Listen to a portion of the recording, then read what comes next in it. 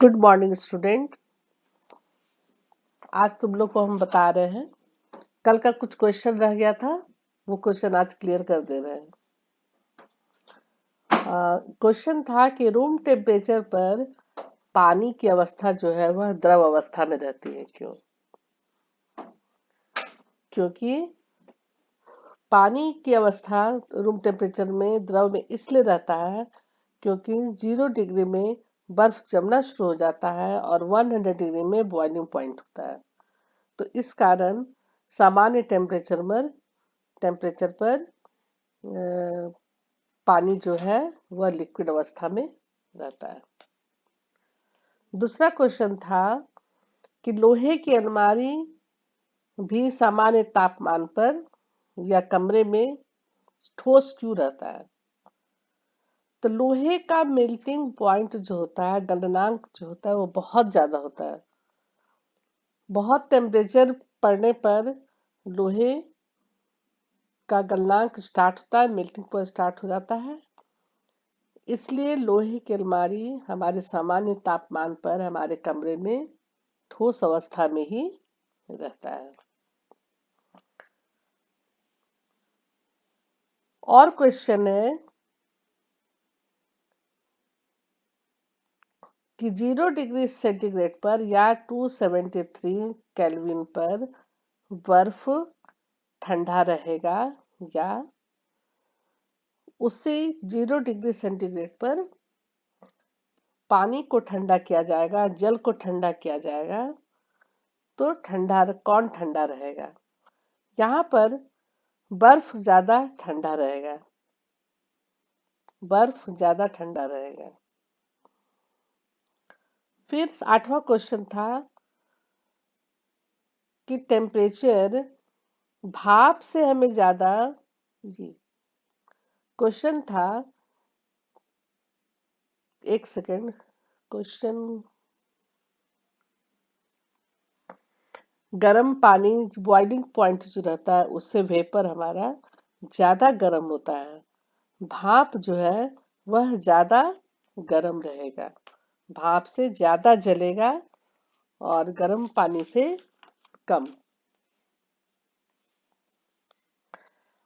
वो first chapter का question complete हो गया। अब हम आज हम देख रहे हैं चैप्टर 2 का कोलाइड विलयन क्या है। कोलाइड विलयन क्या है, इसके बारे में कल हम लोग थोड़ा बड़ा पढ़े थे और आज उसके बारे में और अधिक जानकारी लेंगे। हाँ, 8वां क्वेश्चन था कि उबलते हुए जल अथवा भाप में से जलने की तीव्रता किसमें अधिक महसूस होती है? तो उसका आंसर है भाप। भाप से जलने की तीव्रता अधिक होगी, है ना। ये क्वेश्चन कंप्लीट हो गया। अब हम सेकेंड चैप्टर का हम कुछ पढ़ाने जा रहे हैं तुम लोग को और आगे बताने जा रहे हैं कोलाइड्स के बारे में।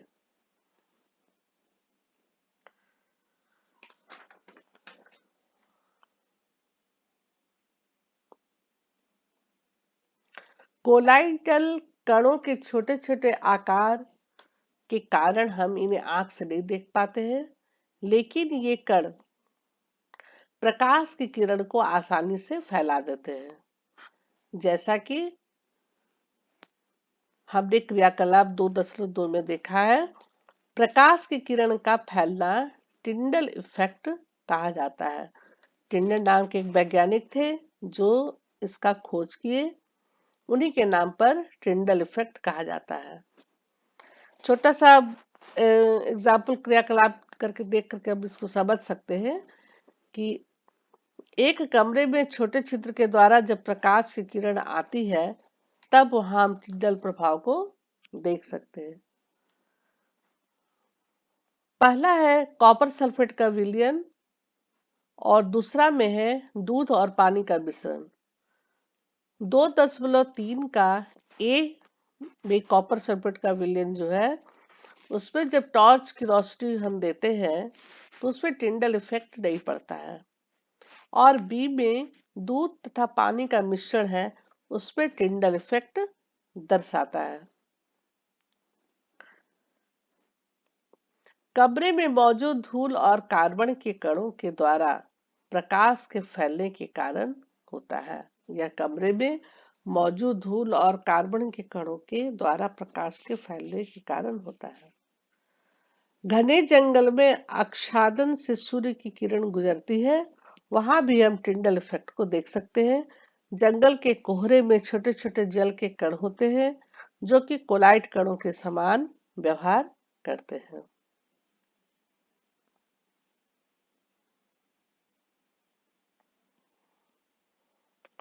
अब कोलाइट के कुछ गुणधर्म।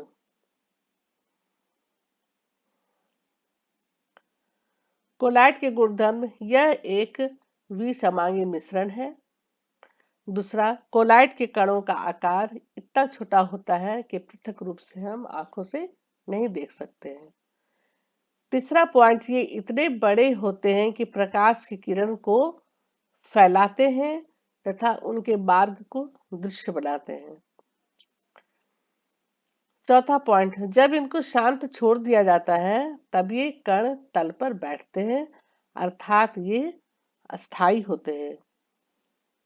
ये छनन विधि द्वारा मिश्रण से पृथक नहीं किया जा सकता है, किंतु एक विशेष विधि अपकेंद्रीकरण तकनीक द्वारा पृथक किया जाता है। कोलाइडल विलयन परिक्षिप्त अप्रावस्था और परिक्षेपण माध्यम से बनता है।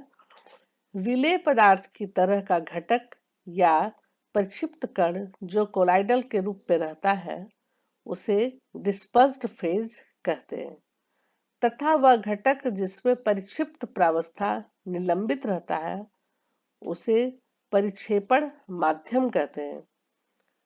कोलाइडल को परिक्षेपण माध्यम की अवस्था और परिक्षिप्त प्रावस्था के अनुसार वर्गीकृत किया जाता है। सारणी 2.1 में कुछ उदाहरण दिए हुए हैं। अब कुछ प्रश्न हैं। उदाहरण के साथ समांगी एवं विसमांगी मिश्रणों में विभेद कीजिए। समांगी मिश्रण कल हम बतलाए थे। समांगी मिश्रण में घोल, जल में जब हम चीनी या नमक को घोलते हैं, 1 चम्मच या 2 चम्मच चीनी या नमक को हम घोलते हैं, वह उसी पानी में कण जो है समावेश हो जाता है और वो हमें दिखलाई नहीं पड़ता है, वह विलयन तैयार हो जाता है। वैसा घोल, वैसा मिश्रण कहलाता है समांगी मिश्रण। और विसमांगी मिश्रण जिसमें कि दोनों आपस में घुलते नहीं है, कुछ कण या तो अवसादन के रूप में बैठ जाते हैं या ऊपर की ओर तैरने लगते हैं, इस तरह के घोल को कहते हैं विसमांगी घोल। जैसे तेल, जल या पोटेशियम परमैंगनेट में चीनी या नमक डालना, ये हमारा हुआ विसमांगी मिश्रण। दूसरा है विलयन, निलंबन और कोलाइड एक दूसरे से किस प्रकार भिन्न है। विलयन, जल में जब हम नमक या चीनी घोलते हैं तो वो हमारा विलयन कहलाता है। उसका विलेय पदार्थ आसानी से विलायक में घुल जाता है और वह विलयन तैयार होता है। जैसे नमक चीनी या नमक चीनी जल या जल फिटकिरी या जल मिश्री का घोल। निलंबन, जब हम जल में किसी चीज को घोलते हैं, किसी पदार्थ को घोलते हैं, वह उसमें थोड़ी देर के बाद, पहले शुरू में लगता है कि वो उसमें घुल गया है, लेकिन जब हम उसे शांत छोड़ देते हैं तब देखते हैं कि उसके कण नीचे आपस में बैठे हुए हैं। तो वो निलंबन हमारा एक तरह से हो गया विसमांगी मिश्रण, वह समांगी मिश्रण नहीं हुआ। विसमांगी मिश्रण का उदाहरण हुआ तेल और पानी में। और जैसे आटे का चूर्ण या चौक को हम पानी में, ग्लास में, जल में हम 1 चम्मच जैसा डाल देते हैं, तब कुछ देर के बाद देखते हैं कि चौक या आटा का चूर्ण उसके नीचे बैठ गया, उसकी तली में बैठ गया है, उसे हम निलंबन कहते हैं। इस तरह के घोल को निलंबन कहते हैं। और तीसरा है कोलाइड। कोलाइड भी एक विसमांगी मिश्रण है। इसमें भी आ, खूब अच्छी तरह से इसमें देखने में लगता है कि वो घुल गया है, जल में वो पदार्थ विलय हो चुका है, लेकिन वह विलय नहीं होता है। वह हमें इतनी आसानी से दिख नहीं पाता है क्योंकि उसके कण बहुत छोटे होते हैं। तो वो हो गया कोलाइड। जब इनको शांत छोड़ दिया जाता है तब इनके भी कण तल में बैठ जाते हैं और ये स्थायी होते हैं। फिर छानन विधि द्वारा मिश्रण से पृथक नहीं किए जा सकते। इनके लिए एक विशेष विधि होती है जिसे कि अपकेंद्रीकरण तकनीक कहते हैं। तो इस तरह से विलयन, निलंबन और कोलाइड एक दूसरे से भिन्न है। तीसरा प्रश्न है कि एक संतृप्त विलयन बनाने के लिए 36 ग्राम सोडियम क्लोराइड को 100 ग्राम जल में 293 केल्विन पर घोला जाता है, तो इस तापमान पर इसकी सांद्रता क्या होगी? तो सबसे पहले हम क्या करेंगे, विलयन का द्रव्यमान निकाल लेंगे।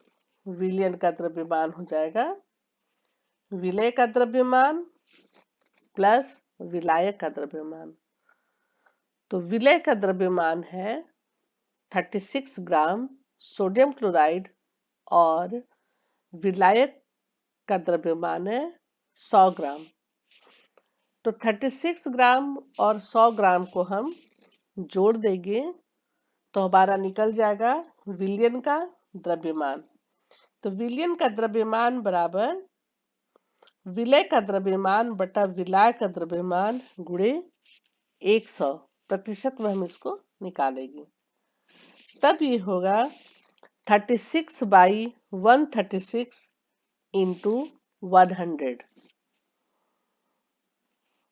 इसको गुणा करने पर 26.4% इसकी सांद्रता होती है।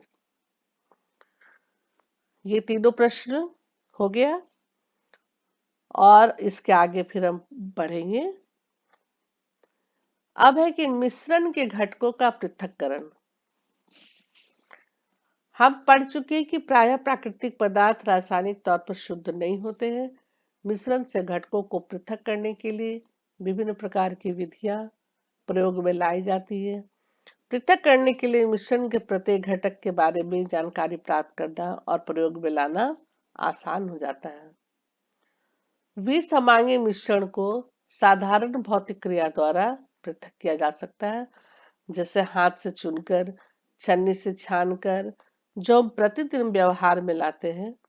कभी कभी मिश्रण से घटकों को पृथक करने के लिए विशेष तकनीकी का भी प्रयोग किया जाता है।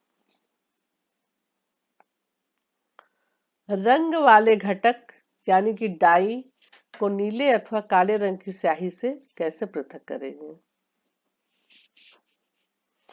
छोटा सा एक्टिविटी है कि आधा बीकर पानी लेंगे और बीकर के मुख पर वाच ग्लास रखेंगे।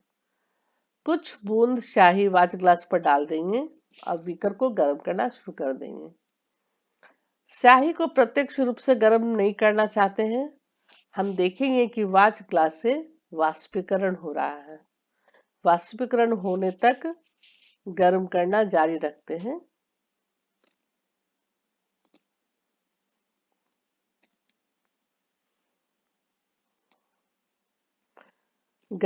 वाष्पीकरण होने तक गर्म करना जारी रखते हैं। जब वाच ग्लास पर कोई परिवर्तन नहीं दिखता है तब हम उसे गर्म करना बंद कर देते हैं। अब इसे ध्यान से देखते और प्रेक्षित करते हैं। देखिए चित्र 10.2.5 में कैसे दिखला रहा है कि नीचे बर्नर है, बर्नर में बीकर है, बीकर में पानी भरा हुआ है। पानी को हम गर्म करते हैं और पानी से जो भाप बन रहा है उसे वाच ग्लास में रखा हुआ है। वाच ग्लास में स्याही रखी हुई है और उस भाप से वाच ग्लास गर्म हो रहा है। वाच ग्लास पर कोई परिवर्तन नहीं दिखता है तब तक हम उसे गर्म करना तब हम नहीं दिखता है तब हम उसे गर्म करना बंद कर देते हैं और इसे ध्यान से देखते हैं कि क्या होता है। क्या वाच ग्लास पर से किसका वाष्पीकरण हुआ? दूसरा, क्या वाच ग्लास पर कोई अवशेष बचा है? तीसरा, क्या आप क्या प्रतिपादित करेंगे कि क्या स्याही एक शुद्ध पदार्थ है या मिश्रण है? हम पाते हैं कि स्याही जल में रंग का एक मिश्रण है। स्याही जल में रंग का एक मिश्रण है। इस तरह से हम विलायक से विलय पदार्थ को वाष्पीकरण की विधि के द्वारा पृथक कर सकते हैं। विलायक से विलय पदार्थ को वाष्पीकरण की विधि के द्वारा हम पृथक कर सकते हैं। 2.3 में देखिए, दूध से क्रीम को कैसे अलग किया जा सकता है? दूध से क्रीम को कैसे हम अलग करते हैं? आजकल बाजार में full cream, toned, double toned प्रकार के दूध पॉलीपैक में आते हैं, टेट्रा पैक में पाते हैं। दूध के इन प्रकारों में भिन्न भिन्न मात्रा में वसा होती है। एक परख नली में थोड़ी मात्रा में संपूर्ण क्रीम युक्त दूध लेंगे।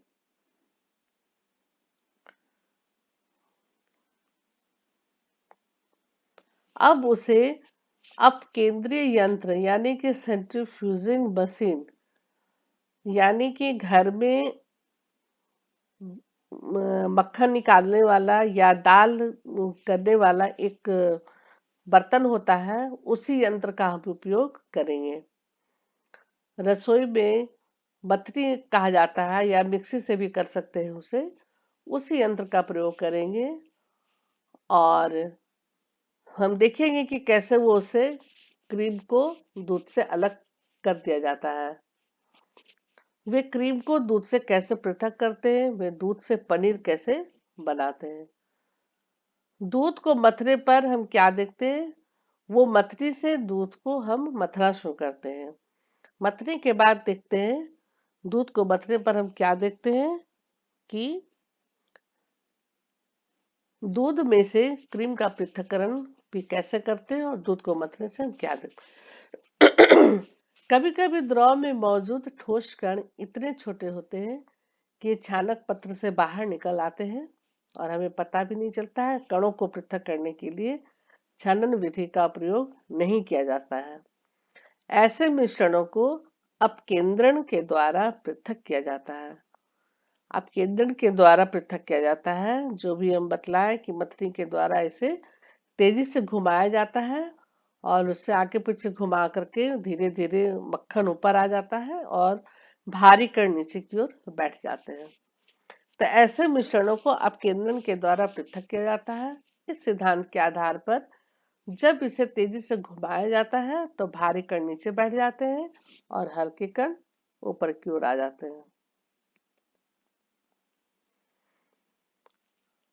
जांच प्रयोगशाला में भी रक्त और मूत्र की जांच में, डेयरी तथा घर में क्रीम से मक्खन निकालने की प्रक्रिया में, तीसरा कपड़े धोने की मशीन में भींगे हुए कपड़ों से जल निचोड़ने में यही प्रक्रिया होती है। दो अघुलनशील द्रवों के मिश्रण को कैसे पृथक करते हैं? दो अघुलनशील द्रवों के मिश्रण को कैसे पृथक करते हैं? देखिए, कीप के प्रयोग से हम मिट्टी का तेल लेंगे और मिट्टी के तेल को जल से पृथक करने का प्रयास करेंगे। मिट्टी के तेल और जल के मिश्रण को एक पृथक्करण कीप पे रखेंगे। कुछ देर तक इसे शांत छोड़ देंगे ताकि जल तथा तेल पृथक पृथक परत में तैयार हो जाए। पृथक्करण कीप के स्टॉप कॉर्क को खोलें और सावधानी पूर्वक नीचे वाले जल की परत को निकाल लें।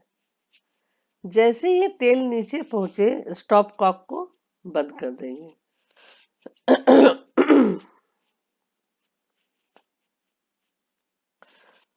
चित्र देखिए कि स्टॉप कॉक नीचे लगा हुआ है और जल भारी रहने के कारण जल नीचे है, मिट्टी का तेल ऊपर की ओर जमा है।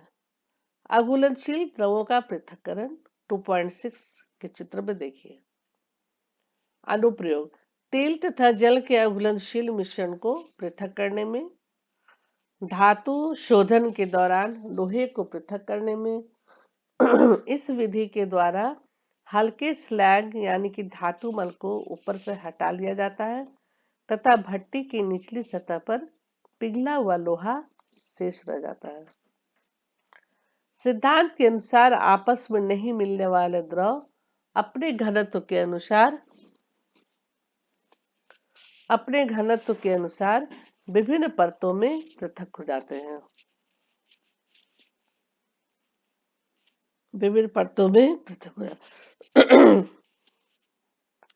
2.3 में देखते हैं कि नमक तथा अमोनियम क्लोराइड के मिश्रण को कैसे अलग करते हैं। अमोनियम क्लोराइड को गर्म करने पर ठोस अवस्था से सीधे गैस अवस्था में पहुंचता है। ये आप लोग को फर्स्ट चैप्टर में भी हम पढ़ाए थे ऊर्ध्वपातन की क्रिया में कि अमोनियम क्लोराइड, कपूर और नैप्थलीन की गोली ये डायरेक्ट गैस में परिवर्तित हो जाते हैं। उसका एग्जाम्पल देखिए 2.7 के चित्र में। अमोनियम क्लोराइड की अवस्था में परिवर्तित सीधे ठोस गैस की अवस्था में परिवर्तित हो जाती है। इस प्रकार मिश्रणों जिनमें ऊर्ध्वपातित हो सकने वाले अवयव हो वो ऊर्ध्वपातित न होने योग्य अशुद्धियों से पृथक करने के लिए ऊर्ध्वपातन की प्रक्रिया का उपयोग करते हैं। ऊर्ध्वपातन याद होगा आप लोग को। ऊर्ध्वपातन क्या होता है, किसको कहते हैं? इस प्रक्रिया का उपयोग करते हैं।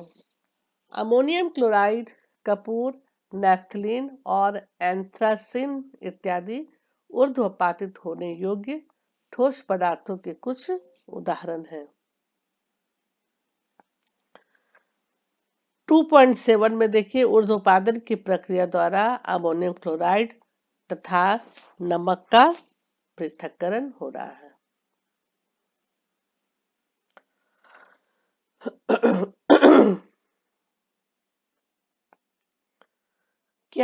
क्या काली स्याही में डाई एक ही रंग है? क्या काली स्याही में डाई एक ही रंग है? इसे देखते हैं क्रियाकलाप करके। छनक पत्र की एक पतली परत लेंगे, उसके निचले किनारे से 3 सेंटीमीटर ऊपर पेंसिल से एक लाइन खींच देंगे। उस रेखा के बीच में जल में घुलनशील काली स्याही की एक बूंद रखेंगे और इसे सूखने देंगे। जार, बीकर या परख नली में जल लेंगे और उसमें इस छनक कागज को इस प्रकार रखेंगे कि वह जल की सतह से ठीक ऊपर रहे। जल की सतह से ठीक ऊपर है, जैसा कि चित्र 2.8 के ए में दर्शाया गया है। अब इसे शांत छोड़ देंगे। जैसे ही जल छनक पत्र पर ऊपर की ओर उठेगा, जैसे ही जल छनक पत्र पर ऊपर की ओर उठेगा, सावधानी पूर्वक देखेंगे, अवलोकन को लिखेंगे।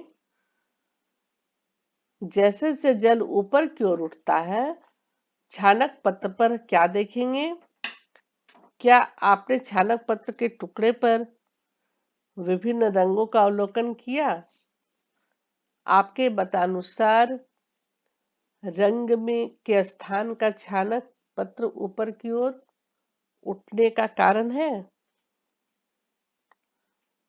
जो स्याही हमने प्रयोग की उसमें जल विलायक के रूप में है। जो स्याही हमने प्रयोग की उसमें जल विलायक के रूप में है तथा डाई विलय के रूप में है। जैसे ही जल छानक पत्र पर ऊपर की दिशा की ओर अग्रसर होता है तो डाई के कणों को भी अपने साथ ले लेता है। प्रायः डाई दो या दो से अधिक रंगों का मिश्रण होता है। रंग वाला घटक जो कि जल में घुलनशील है वह तेजी से ऊपर उठता है और इस प्रकार रंगों का पृथक्करण करना संभव हो जाता है। तो मिश्रण से घटकों को पृथक करने की इस विधि को क्रोमेटोग्राफी कहते हैं। क्या कहते हैं? क्रोमेटोग्राफी कहते हैं। ग्रीक में क्रोमा मीन्स रंग होता है, क्रोमा मीन्स कलर होता है, रंग होता है, और इसलिए इस विधि को कहते हैं क्रोमेटोग्राफी। इस विधि को सबसे पहले रंगों को पृथक करने में प्रयोग किया गया था, इसलिए इसका नाम क्रोमेटोग्राफी पड़ा।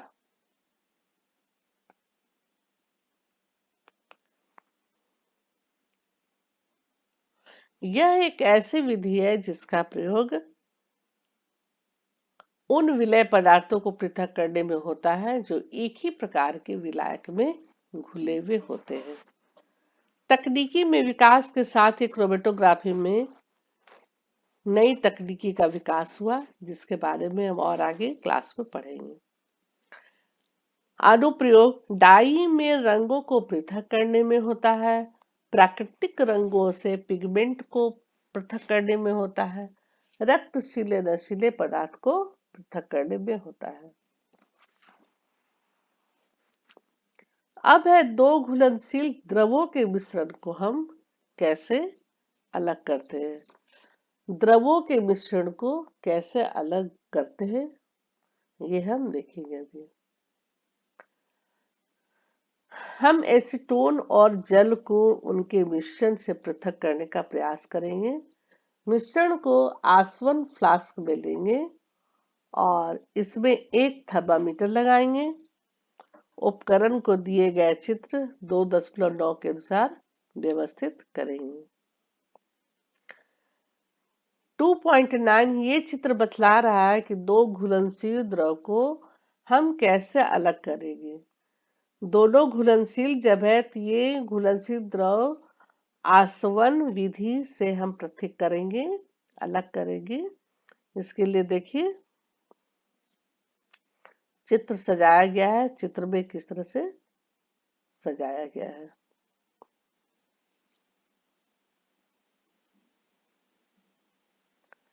मिश्रण को धीरे धीरे गर्म करके सावधानी पूर्वक थर्मामीटर का अवलोकन करेंगे। हम देखेंगे कि जैसे ही गर्म होता है धीरे धीरे तो एसीटोन वाष्पीकृत होता है तथा संघनित होकर संघनक द्वारा बाहर निकलने पर इसे बर्तन में एकत्रित किया जाता है। इसे बर्तन में एकत्रित कर लिया जाता है। जल आसवन फ्लास्क में शेष रह जाता है। जैसे जल था वह फ्लास्क में रह जाता है। जब मिश्रण को हम गर्म करना शुरू करते हैं तब हम क्या देखते हैं? कुछ समय के लिए किस तापमान पर थर्मामीटर का पाठ्यांक स्थिर होता है, या एसीटोन का क्वथनांक क्या है। दोनों घटकों को हम पृथक कर पाते हैं तो क्यों कर पाते हैं? इस विधि को हम कहते हैं आसवन विधि।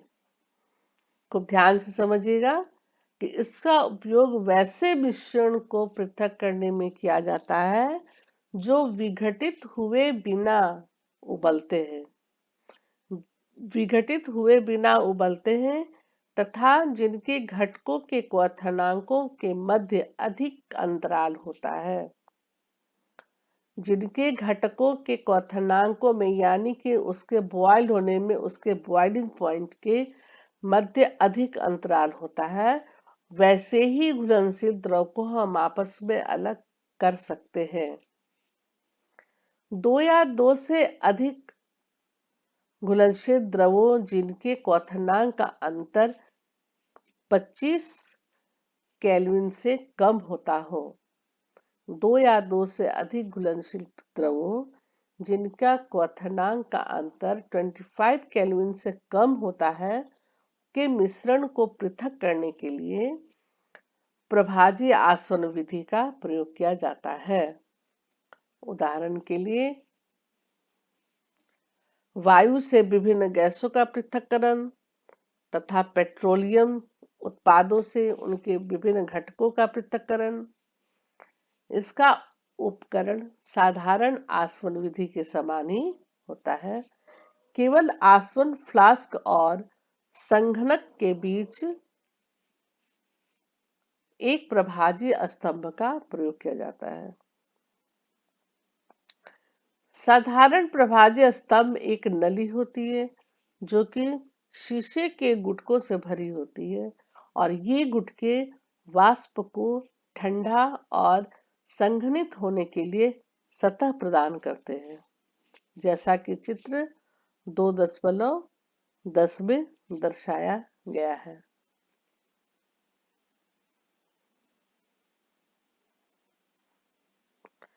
चित्र 2.10 में प्रभाजी आसवन है।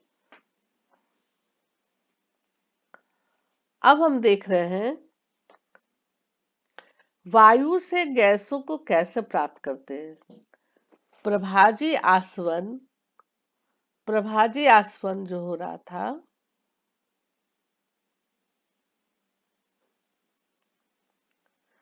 दो या दो से अधिक घुलनशील द्रवों के बीच आसवन फ्लास्क और संघनन के बीच प्रभाजी स्तंभन। अब हम देख रहे हैं वायु से गैसों को कैसे प्राप्त कर सकते हैं।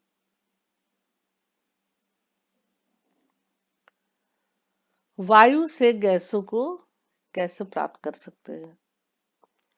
वायु एक सामांगी मिश्रण है तथा इसके घटकों को प्रभाजी आसवन द्वारा पृथक किया जा सकता है। प्रभाजी आसवन द्वारा पृथक किया जा सकता है। प्रवाह चित्र 2.11 में इस विधि के चरण विभिन्न चरणों को दर्शाता है। ये है प्रभाजी आसवन द्वारा पृथक करने की विधि और इनको अलग अलग चरणों में दिखलाया गया है। तो वायु दाब बढ़ाकर तथा तापमान को कम करके वायु को संपीड़ित तथा ठंडा किया जाता है।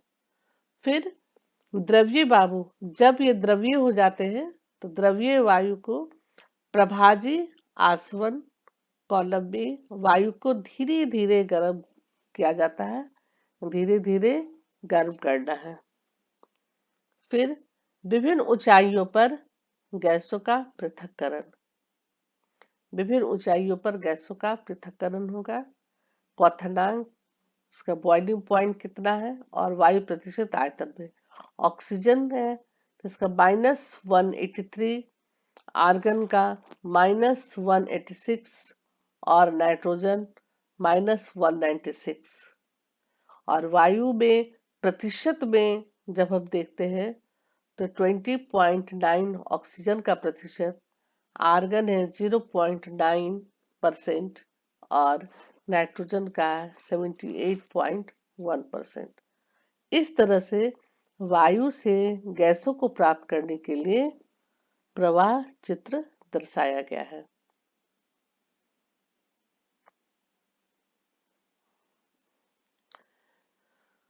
दो 2.12 में वायु के घटकों का पृथक्करण का चित्र दिखलाया गया है।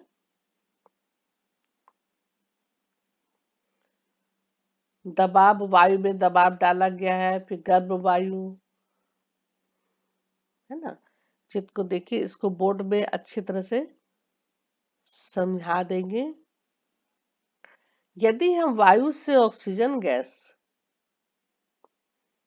यदि हम वायु से ऑक्सीजन गैस को प्राप्त करना चाहते हैं तो हमें वायु में उपस्थित दूसरी गैसों को पृथक करना होगा, दूसरी गैसों को पृथक करना होगा। द्रव वायु प्राप्त करने के लिए पहले वायु पर दबाव बढ़ाया जाता है, द्रव वायु प्राप्त करने के लिए पहले वायु पर दबाव बढ़ाया जाता है और फिर ताप को घटाकर उसे ठंडा कर संपीड़ित किया जाता है। इस द्रवित गैस को प्रभाजी आसवन स्तंभ से धीरे धीरे गर्म किया जाता है, जहां सभी गैसें विभिन्न ऊंचाइयों पर अपने क्वथनांक के अनुसार पृथक हो जाती है, जैसा कि चित्र 2.12 में दिखलाया जा रहा है।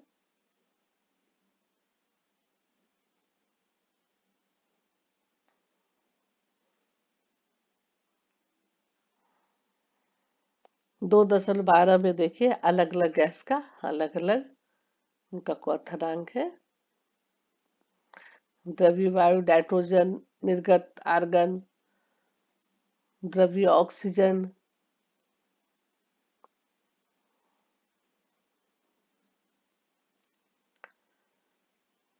वायु में उपस्थित गैसों को उनके बढ़ते हुए क्वथनांक के अनुसार व्यवस्थित करें।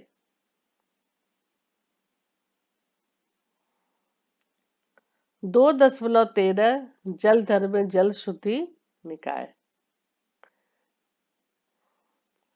पहले हम वायु में उपस्थित गैसों को उनके बढ़ते क्वथनांक के अनुसार व्यवस्थित करते हैं। जब वायु को ठंडा किया जाता है तो कौन सा घटक पहले द्रव में परिवर्तित होता है? किसी अशुद्ध नमूने में से शुद्ध कॉपर सल्फेट कैसे प्राप्त करते हैं? अशुद्ध नमूने में से शुद्ध कॉपर सल्फेट कैसे प्राप्त करते हैं? क्रियाकलाप 2.9 में हम देखते हैं। एक चीनी की प्याली लेंगे, लगभग 5 ग्राम अशुद्ध कॉपर सल्फेट लेंगे।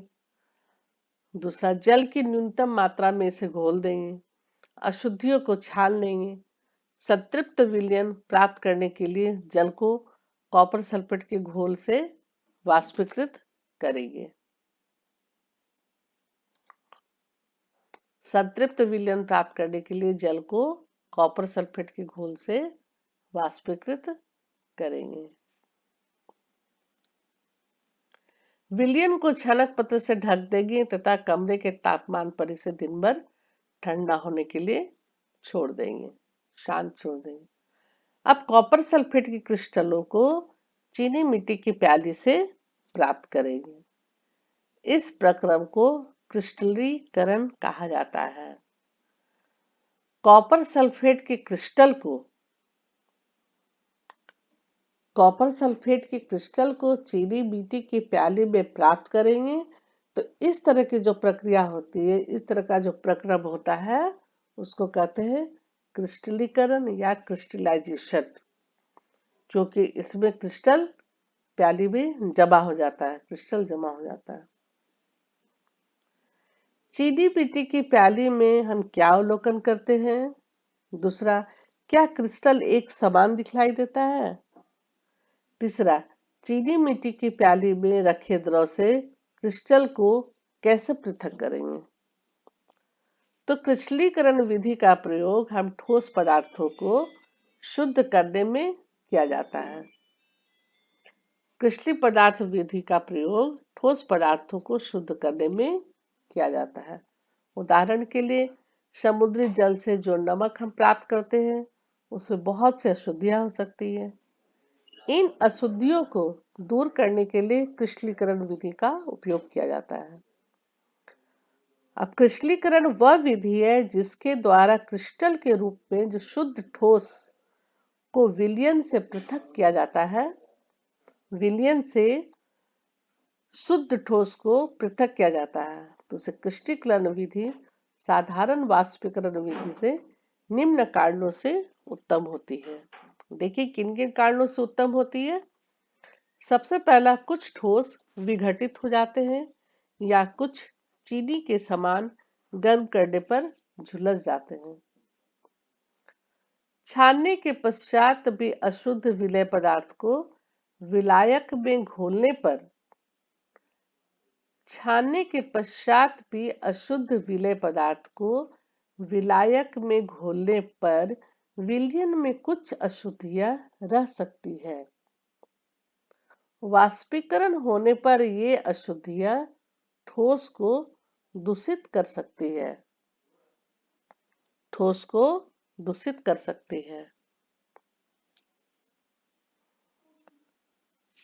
अनुप्रयोग समुद्री जल द्वारा प्राप्त नमक को शुद्ध करने में और अशुद्ध नमूने से फिटकिरी को पृथक करने में मदद करता है। इस प्रकार हम मिश्रण की प्रकृति के अनुसार ऊपर दी गई विधियों में से किसी का प्रयोग करके हम शुद्ध पदार्थ प्राप्त कर सकते हैं। आज हम यहाँ तक रहने देते हैं और इसके आगे